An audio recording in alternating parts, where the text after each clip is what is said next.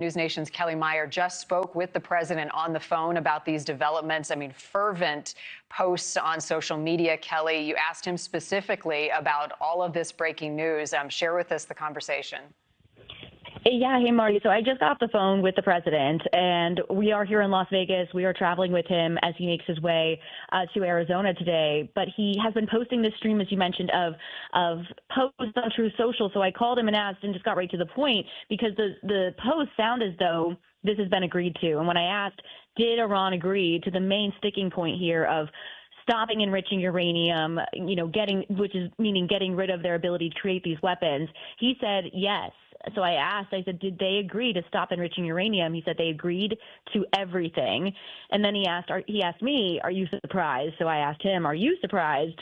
And he said, I'm not surprised by anything. And then he said, I'll see you later. And the call ended. So it seemed as though from the way that these posts are coming across on his Truth Social page that this was a successful morning. He didn't give any more detail into what calls have been happening this morning. It's now, 7:45 here in Las Vegas, 10:45 in the East Coast. And he might have been having these conversations through the night and into the morning, but he's saying this is a great and a brilliant day for the world. He's saying that Iran agreed never to close the strait again, and all of these different posts. So it gives the indication that there has been big, massive movement in getting this deal with Iran. Wow.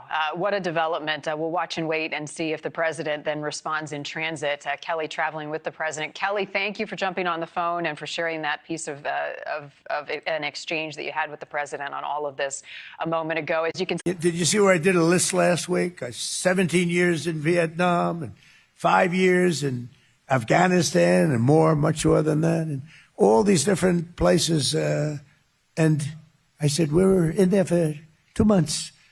And you know what? We're going to have victory very shortly. This is not...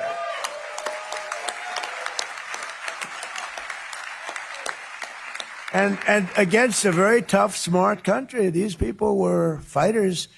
And, I don't want to claim it before the fact, but they have no Navy left. 158 ships at the bottom of the sea. 158, think of it. 150. I got angry. I said, why didn't you save them? We could have used them, They would rather shoot them than save them. I said, what the hell? It's only money.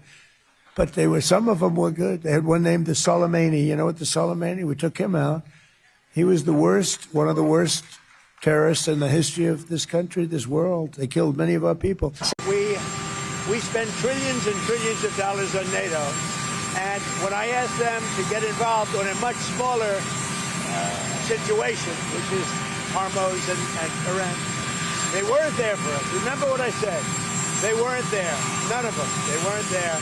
So we were there on Ukraine. I mean, we shouldn't have been. It would have never happened if I were president. But nevertheless, when they've had problems over the years, we were there. When we asked them to get involved on a very minor skirmish by comparison to what it could be, they weren't there. So I don't think they'd be there for a large skirmish. And therefore, I think they've got themselves a problem.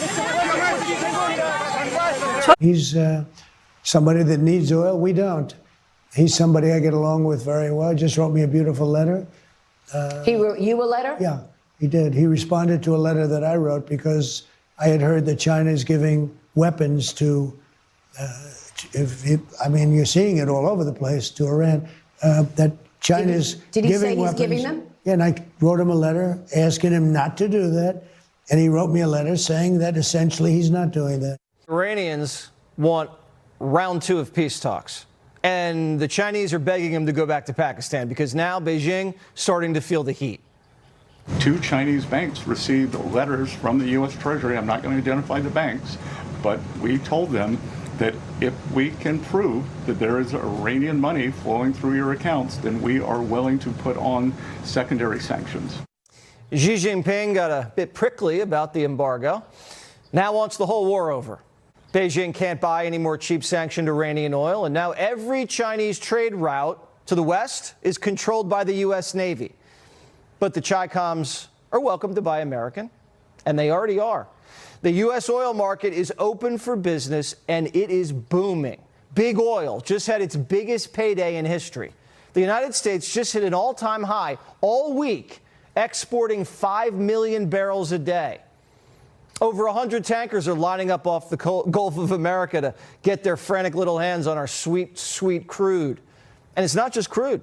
We're shipping everything from gas, jet fuel, diesel at record levels. And we're getting over 1 million barrels a day from our new amigos in Venezuela. Oil futures for June just dropped into the 80s. Prices at the pump are down from last week's highs and still falling.